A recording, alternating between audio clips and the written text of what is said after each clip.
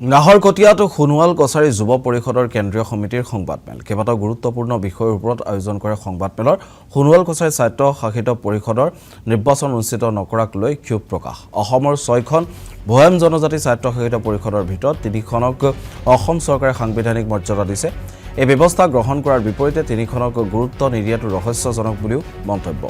অতি শীঘ্ৰে সোণোৱাল কছাৰী স্বায়ত্ত শাসিত পৰিষদৰ নিৰ্বাচন অনুষ্ঠিত কৰাৰ দাবী লগতে সোণোৱাল কছাৰী সকলক সাংবিধানিক মৰ্যাদা প্ৰদান কৰিবলৈ দাবী সোণোৱাল কছাৰী যুৱ পৰিষদৰ অসম চৰকাৰে আছিল 2024 চনৰ ফেব্ৰুৱাৰী মাহত 5 বছৰ উকলি গ'ল সোণোৱাল কছাৰী স্বায়ত্ত শাসিত পৰিষদৰ কিন্তু 5 বছৰৰ পিছতো তেওঁলোকে নিৰ্বাচন অনুষ্ঠিত নকৰিলে আৰু এতিয়া আজি 2025-26 বছৰ ভৰি দিছেহি তাৰমানে 2 বছৰ অতিৰিক্তভাৱে সোণোৱাল কছাৰী স্বায়ত্ত শাসিত পৰিষদৰ পূৰ্ব নিৰ্বাচিত সদস্যসকলক লৈ অসম চৰকাৰে পৰিষদখন পৰিচালনা কৰি আছে আৰু আমি ভাবিছো এই ক্ষেত্ৰত অসম চৰকাৰে গণতান্ত্ৰিক যিটো তেওঁলোকৰ মানে হেৰি হ'ব লাগিছিল তেওঁলোকে জনজাতি ৰাইজৰ প্ৰতি যেটো তেওঁলোকৰ মানে উদ্দেশ্য হ'ব লাগিছিল তেওঁলোকে ব্যৰ্থ হৈছে বুলি ভাবো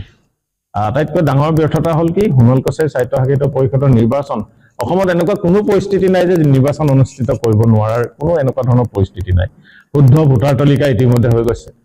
সমষ্টি পূৰ্বে 26টা সমষ্টি আছিল সমষ্টি বৃদ্ধি কৰা হ'ল 32টা লৈ গতিকে 32টা সমষ্টি বৃদ্ধি কৰাৰ পিছতো অসম চৰকাৰে নিৰ্বাচনটো অনুষ্ঠিত কৰিব নোৱাৰাটো তেওঁলোকৰ ব্যৰ্থতা বুলি ভাবো গতিকে আমি আহ্বান জনাব বিচাৰো নতুন যি 2004 মে তাৰিখে যি মানে দলে চৰকাৰ গঠন কৰিবলৈ মানে হেৰি হ'ব লাভ কৰিব তেওঁলোকে বহুমত লাভ কৰিব তেওঁলোকে ঘোষণা কৰক যে অতি শীঘ্ৰে সোণোৱাল কছাৰী স্বায়ত্ত শাসিত পৰিষদৰ নিৰ্বাচন অনুষ্ঠিত কৰিম এই ঘোষণাটো আমি অসম চৰকাৰৰ পৰা বিচাৰিছো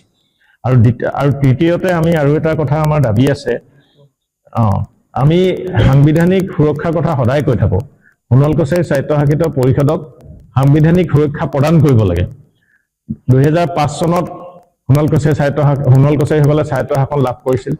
1995 চনত মিচিং তিৱা ৰাভাসকলে স্বায়ত্ত শাসন লাভ কৰিছিল 93 চনত বড়োসকলে বিএসচিৰ জৰিয়তে প্ৰথম স্বায়ত্ত শাসন লাভ কৰিছিল কিন্তু বড়োসকলেহে একমাত্ৰ অসমৰ সাংবিধানিকভাৱে তেওঁলোকে মৰ্যাদা লাভ কৰিব পাৰিছে কিন্তু মিচিং তিৱা ৰাভাও আজিলৈকে সাংবিধানিক মৰ্যাদা লাভ কৰিব পৰা নাই শেহতীয়াভাৱে কেন্দ্ৰীয় চৰকাৰৰ গৃহ বিভাগে এজন ইণ্টাৰলকেটৰ মধ্যস্থ